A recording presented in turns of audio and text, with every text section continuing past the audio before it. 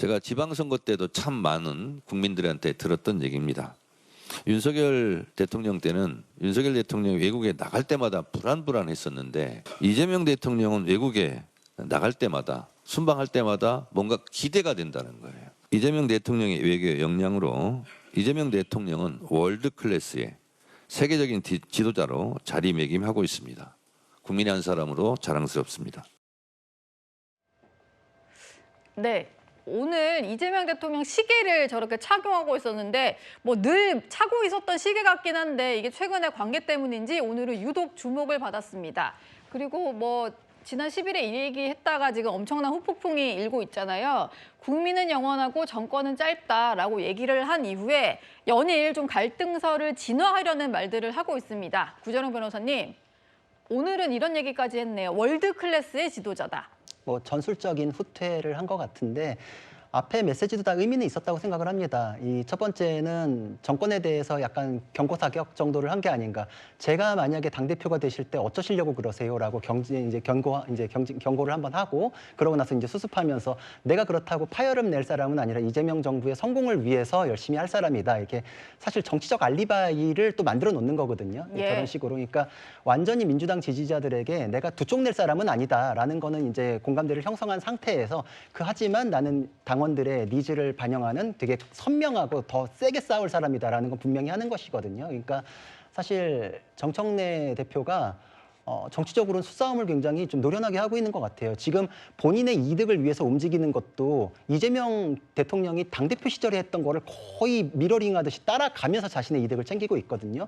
뭐 당원 주권 해가지고 1인 1표제 만들고 연임도 대통령께서 하시지 않았냐. 나도 이제 연임 나가고 이제 이러니까 사실 그 부분에 대해서 할 말이 별로 없거든요. 예. 그러니까 그러면서 별로 물러날 생각은 없구나. 저는 아마 나가게 될 것이고 근데 이재명 대통령 입장에서도 지난 당대표 선거에 박찬대 후보를 밀었는데도 안 됐잖아요. 그래서 그때의 교훈이 있기 때문에 그 정도 미는 거 가지고는 안 되겠구나. 그래서 지금 이제 연일 순방 중에도 1600자짜리 막 장문의 SNS 글을 쓰고 이런 게 앞으로 더 개입하시지 않을까.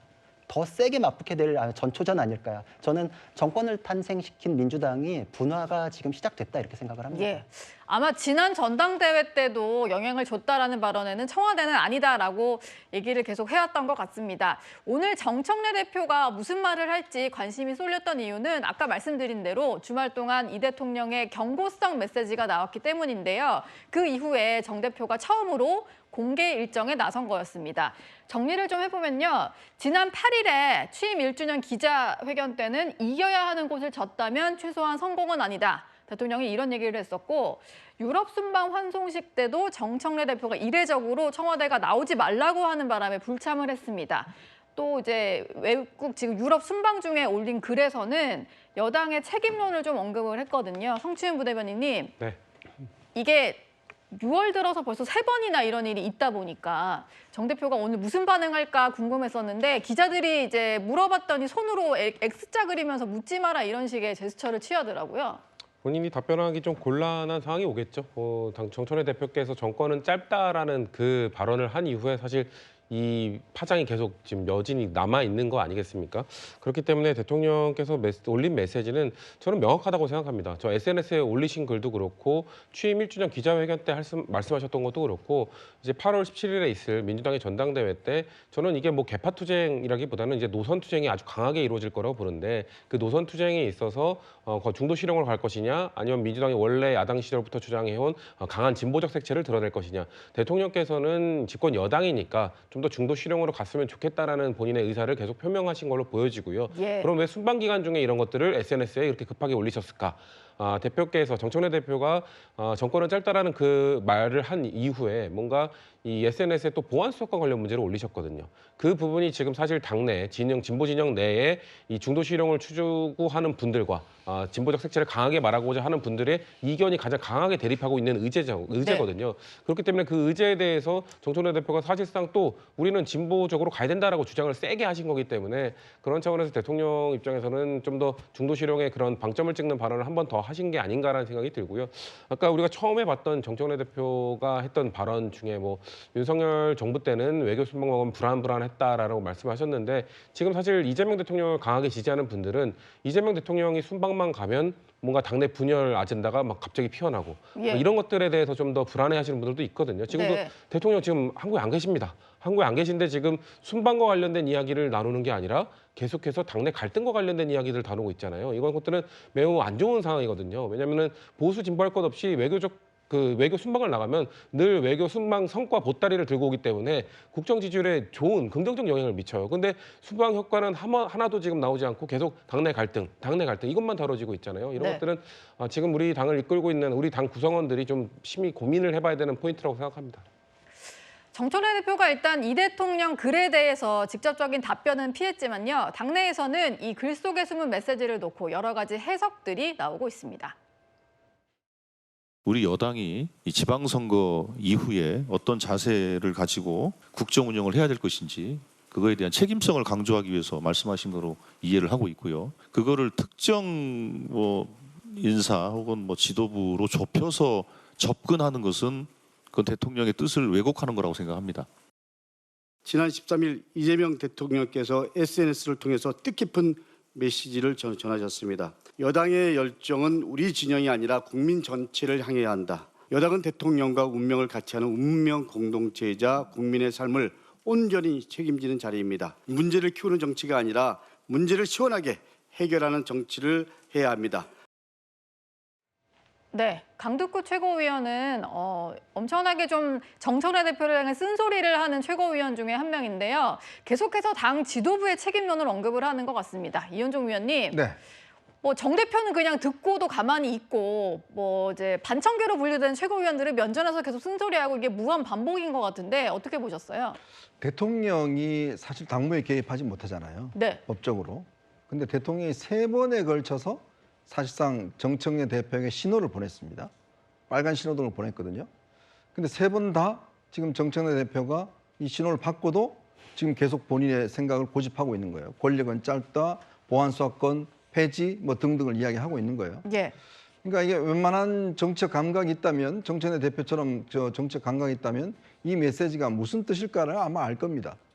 결국 이 지금 명확한 메시지를 준 거거든요. 제가 볼 때는 거의 대통령이 경계선상에서 아슬아슬하면서 말은 안 했지만 굉장히 명시적으로 메시지를 준 거예요. 당신은 이번에 대표 연임 안 된다라는 것들을 아마 대통령이 분명하게 이야기를 했고, 자 그러면 결국은 이 이재명 정권이 2년 차에 들어가서는 실용 중도로 가야 되고 그러기 위해서는 대통령 중심으로 가야 된다라는 것들을 이야기를 했음에도 불구하고 예. 지금 계속 이제 이런 이야기를 하고 있는 것인데, 한편에서 보면 대통령이 왜 이런 메시지가 설득력이 없을까라는 걸 비춰보면, 근데 이재명 대통령이 소통과 통합 이야기를 하고 그다음에 야당과도 잘 지내고 등등 이야기를 했지 않습니까? 근데 본인은 어떻게 했나요? 즉 비명 행사를 통해서 본인의 반대자들을 다 사실은 공천 탈락시키지 않았습니까? 야당에 대해서는 어떻게 했죠? 이번에도 메시지를 통해서 저질 정치 운운했지 않습니까? 자 그러다 보니 대통령 본인은 소통과 통합을 그렇게 안 하시면서 정청래 대표한테는 하라고 그러고, 그러니까 정청래 대표 입장에서도 왜 당신이 안 하고 나한테 하라고 그러냐, 이런 어떤 반발심이 있을 것이고, 이제 그 메시지의 뜻은 결국은 정청래 대표의 어떤 포기를 종용한 것인데, 저는 정 대표의 고민이 시작됐다고 봅니다. 이제 네. 아마 곧 사퇴를 할 거예요. 그 사퇴는 연임을 위한 사퇴일 겁니다. 그렇지만 아직까지 이제 이게 시간이 남아 있기 때문에 대통령이 2년 차의 대통령이 저렇게 명시적으로 이야기를 했음에도 불구하고 만약에 당 대표를 나가서 당선됐다라고 한다면 그건 아마 굉장히 중요한 사인일 겁니다. 아마 그런 상황들을 소위 친명계가 용납하지는 않을 것 같습니다. 예. 그리고 오늘 비공개 최고위원회의에서는 이런 논쟁이 벌어졌다고 합니다. 박규환 최고위원이 친청계로 분류가 되는데 SNS에 어제 이런 글을 올렸습니다. 정부와 여당은 한 몸이기 때문에 당대표 사퇴만이 아니라 내각 총사퇴까지 해야 된다. 이런 글을 올렸는데 친명계 최고위원들이 반박을 한 겁니다. 내각 사퇴라고 하면 이 대통령까지 사퇴해야 된다는 소리냐? 이렇게 면전에서 사람들이 충돌을 한 건데요. 강상필 부대변인님. 네. 박규환 최고위원이 진짜 대통령까지 겨냥해서 한 말은 아닌 것 같은데 오늘 이렇게 비공개에서 또 충돌을 했더라고요. 어떻게 보셨어요? 일단 저는 그 박규환 최고위원께서 그 의원 내각제와 지금의 우리 대통령제 정치를 제대로 이해하고 계신가? 저는 그런 의문이 있습니다. 지금 대한민국 그 대통령제에서 정당이 선거에 패배한 적 많이 있었고 선거에 패배하면 당대표가 사퇴하고 또 지도부도 같이 동반 사퇴하는 경우가 대부분 있어 왔습니다. 그런데 그때 무슨 내각 장관들이 막 사퇴했습니까? 예. 그럼 뭐 대통령도 지금 뭐 사퇴해야 되는 겁니까? 그러면 다시 뭐 선거해야 되는 거예요? 좀 아니잖아요. 그래서 저는 박규환 최고위원께서는 뭐 일종의 정청래 대표에게 좀 사퇴를 요구하시는 분들의 의견이 못마땅할 수도 있죠. 네. 하지만 그런다고 해서 본인이 말하는 내용이 좀 그래도 순리에 맞고 사례에 맞고 쉽게 말해서 TPO가 좀 맞아야지 뭐 내각 총사퇴하면 좀 너무 좀 뜬금없잖아요. 그래서 저는 이러한 모습들을 조금 자제시키기 위해서 제가 어떤 말씀을 드렸냐면 지금 정청래 대표께서 이재명 대통령을 제대로 지원하지 못한다라고 지적받는 가장 큰 이유가 대통령 해외 순방 갈 때마다 막 이렇게 메시지를 내가지고 대통령의 시간을 뺏어버렸어요. 그 정치 못한다는 윤석열 전 대통령도 해외 순방 다녀와가지고 조금 이렇게 지지율이 올랐는데 예. 우리 이재명 대통령 그게 안 되잖아요. 그렇기 때문에 저는 정청래 대표 측도 그렇고 김민석 총리 측도 그렇고 대통령께서 지금 순방을 가 있는 동안에는 메시지를 자제해야 된다. 그래서 대통령 순방 다녀오시고 그 다음에 뭐 본인들끼리 나름대로 토론을 하든지 뭐 논쟁을 벌여야지 지금 대통령 순방 가 있는데 지금 순방에 대한 성과에 대해서 누가 말합니까? 지금 우리 채널A에서도 지금 친청, 친명, 뭐 내각 총사퇴 이런 얘기 하잖아요. 예. 그게 대통령에게 좋은 게 아니잖아요. 그래서 저는 이런 걸 좀 자제했으면 좋겠습니다. 네.